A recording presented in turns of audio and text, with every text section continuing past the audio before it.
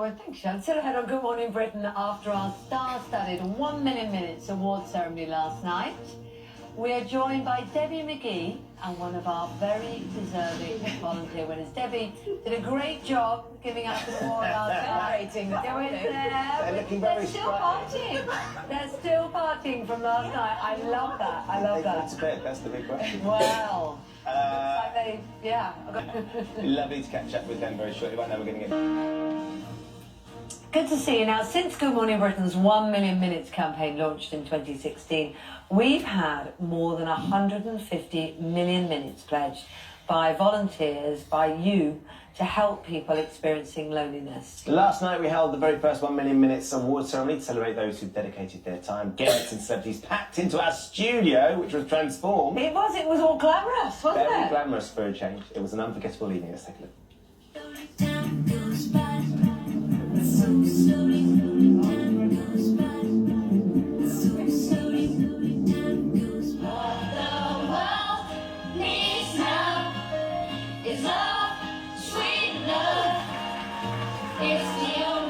It's an absolute pleasure to welcome you all here to share our very first 1 Million Minutes award ceremony. Please welcome on stage mental health loneliness champion Keith Ineson. Anything anyone can do to let people know they're not alone, and that's why I love this whole campaign. Volunteer of the Year winner Dale Manning. It's not enough to lay down your life for your country, but you're prepared to keep going, keep giving back. The winner is Kelly Lindsay from Friend Indeed.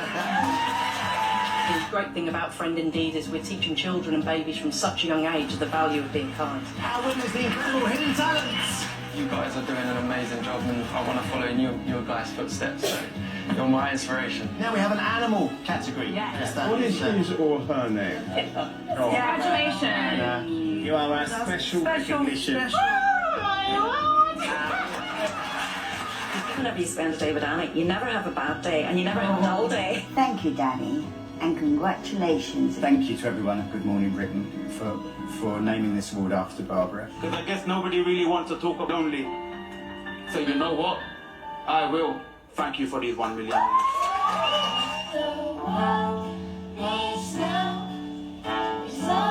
God bless.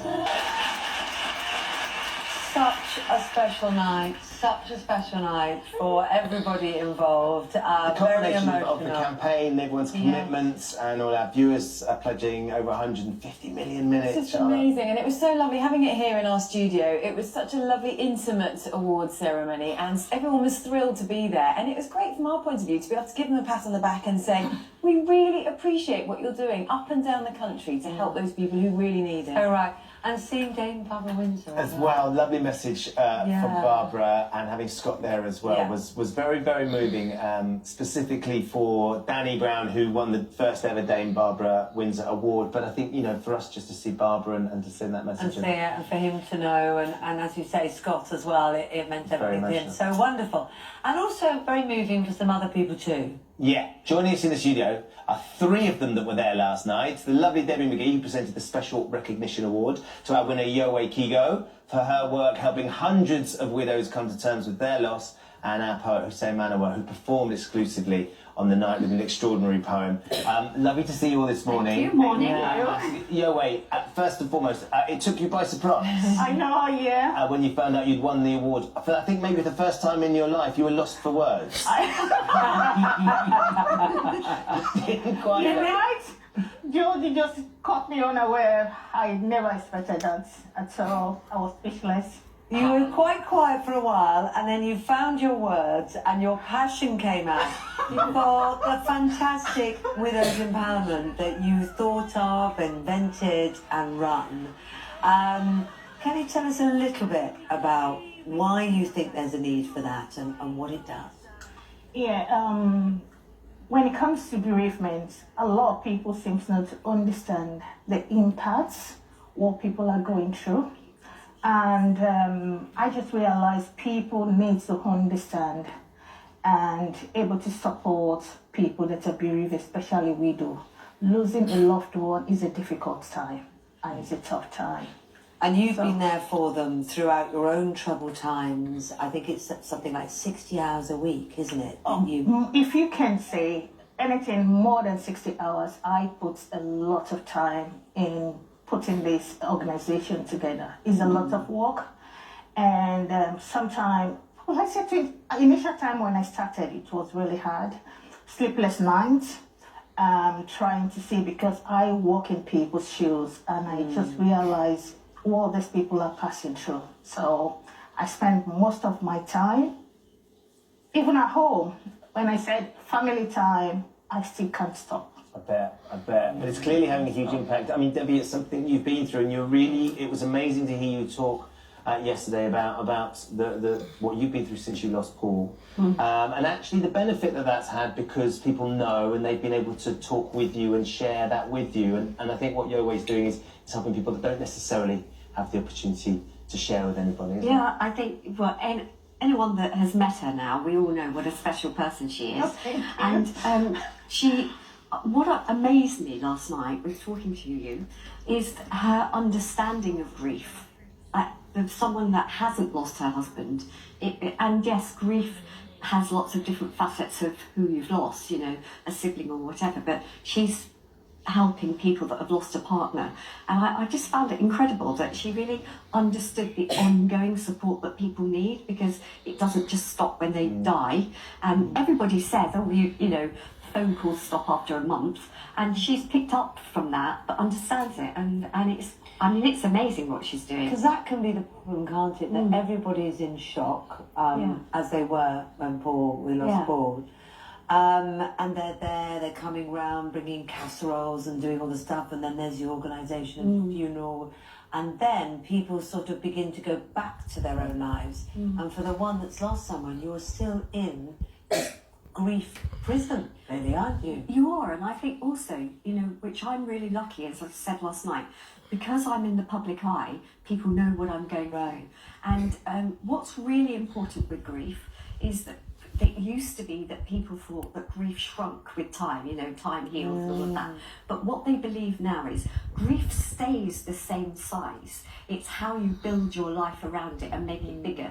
And what you are doing for people that have lost a partner is helping them achieve that, where otherwise they'd be at home, not being able to move on. No, really movingly, Debbie, it really struck me by what you said, that even, you know, a few years after you lost Paul now, you have to make sure that you schedule things into your day, because otherwise you wouldn't be able to get out of bed. And I was really struck by, you know, how that must feel all these years later, that you still feel it that intensely. As long as I've got things to do, I'm fine. And I can, you know, I'm very happy, and I can have nights at home on my own and not feel lonely.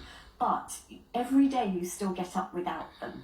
So you have to have a purpose. And I just find the days that I don't have a purpose, I really have to force myself to say, right, you know, go and do the ironing, do something. And you said you count down 5, 4, 3, 2, 1.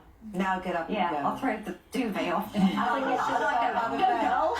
I start singing and make myself get going. And then this is what you're doing for those women. You're enabling them to actually go out there, meet people that are going through it, and get on, because you have no choice. But some people can't just do that. Hussein, of course, you lost your mum very suddenly at a really young age, far too young age for her, far too young age for you and your siblings as well. So all of this is stuff that resonates with you, isn't it? 100%. Even just hearing you talk now, well, firstly, congratulations. And you should have won Best Dressed as well. That needs to be a category next time. We definitely need a Best Dressed category.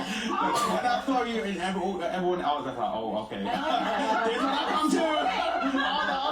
So I was with Ella Chadwick, little Ella, who's a superstar, a ray of sunshine, and she said about you, it's Cinderella.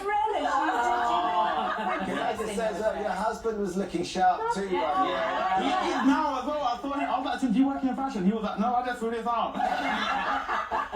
Like hearing you talk, like it's the exact same thing. I schedule everything. Everything has to be scheduled. I've even moved my bed to be right near the curtains. So in the morning, even when I don't want to wake up, I throw the curtain open and the sun hits me, and I'm like, oh, no, I'm definitely not going back to sleep. I have to get up. And you have to find ways to change your life when your life changes. And it's not easy. It's the hardest thing. And hearing the work that you do and seeing it, it's just, you can just feel it so genuine. And the atmosphere in the room last night was nice. Like I said, like in this world that we're connected, you don't necessarily always feel connection. And I definitely felt it when I see yourself and all the other people that won. It's good. It makes you feel like you're genuinely not alone going through this, because it's the same in my culture, being like Pakistani. When somebody dies, everyone comes to your house. So your house is busy for ages. It's like for a good 4 or 5 weeks, there's people coming, but then it slowly stops. It slowly stops, and all of a sudden, I think the hardest thing, and I don't know if anyone else has experienced this, but is when you sit down to have dinner by yourself and you hear nothing. There's silence, and silence can be so loud when you're dealing with grief. So it's like sometimes like I just have the TV on just for the sake of having it on, or I've just got like I'm thinking about getting a cat just so like I have another energy presence around, because it's very hard and it's ongoing. Like hearing you say what you do is exactly what I do as well. And also your poem, I think nobody had a dry eye. That was just incredible. Oh, thank you. You know, it said it all. It said it all about people being lonely. Yeah. Well, I mean, I think you're gonna at some point we'll get you to do a little bit live. Lots of people have said, actually, can they get the words to your poem somewhere as well? Yeah, I'm gonna upload it to YouTube, and I'll put the description in. I'll put the lyrics in the description. Yeah, so they can see that, because they all love that. Yeah, wait, you know, you don't do this for recognition. None of this has been done so you can come and sit in a lovely dress. But that said, we are thrilled that you could be here, and that more people will get to know about the Widows Empowerment Trust. And maybe more people will come to you. You might be busier, I'm afraid. But hopefully you can have more people. Yeah. But it's growing though, isn't it? I mean, the trust is really growing, because especially with these women looking forward to the workshop that I'm doing, sewing, knitting, crochet, cook and taste, pampering session, taking them to jacuzzi and all of that, celebrating Valentine's Day with them, Mother's Day, recognition. It's overwhelming, and always looking forward to activities because they are lonely at home. And having befriending as well, I have, because I want people to understand what grief is all about and the gap. So I work with a lot of volunteers as well to able to understand loneliness and to able to understand bereavement. Some people have neighbors that are bereaved. They don't even know what they are going through. So having to connect a lot of volunteers as well in befriending. I do the one-to-one, having placement students to understand bereavement, because it's a gap. People don't want to talk about it. People just feel they can just carry on. Just like what Debbie is saying, it's hard. Sometimes they struggle. So they keep telling me if this workshop can carry on every day. Yeah, to go into something creative, something they want to do. And some of them have got skills in them because they're bereaved, they're empty. They can't really help themselves. But with this session I run every week, honestly, they are really connecting and empowering themselves. So it's a really great thing for the Widows Empowerment Trust and getting widows to be recognized, because people don't really recognize what widows are passing through. Well, absolutely, and widows, of course, and grief in all its forms. Look, it's wonderful to talk to you. It's wonderful to celebrate with you, in a way, what you've done, and all the other winners from last night. Have you got a few words for this morning? Then you usually have, don't you? Can you give us a Can little you give bit us of the something? poem? Mike is ready. He never leaves home without his mic. He's always ready to inspire. That's what we love about him. Okay, here we have. This is Hussein Manuel with his poem that he wrote especially for us last night. Nobody wants to talk about what it feels like to be lonely. So you know what? I will. And nobody really wants to tell you there's nothing you can take that can fit into the emptiness of them lonely nights. Oh, and that's real. Because sometimes when you're lonely, you can feel like nobody cares. And that's exactly how you feel. And sometimes when you're lonely, you can feel like the world is against you. And every little thing that's happening out there is coming to get you, to somehow suppress you until it can mentally undress you. And then bit by bit, it breaks you down. And in this world full of influence, the worst part is when these influences start to depress you. But you see, now I'm in another episode. I really need to let it go. I need to call my friends. I really need to let them know. My thoughts are into overdrive. They're moving into overtime. They're crossing all the borders. They're pushing me through all the lines. Cause Mr. Loneliness, he wants to be a friend of mine. Another paradox, living in a paradigm. But to protect your mental health, you have to start with your mind. Through a manic episode, you really got to take your time and figure it out. Know all your triggers. Look, you can do this. You hold on when it shivers. Cause if there's something that is in the waters, I'm telling you it's coming straight from the rivers. That means it's in the city. It means it's in the clouds. A conversation that we need to talk about. And because of these 1 million minutes, I'm gonna scream and shout. Thank you. Thank you, Hussein. Thank you so much.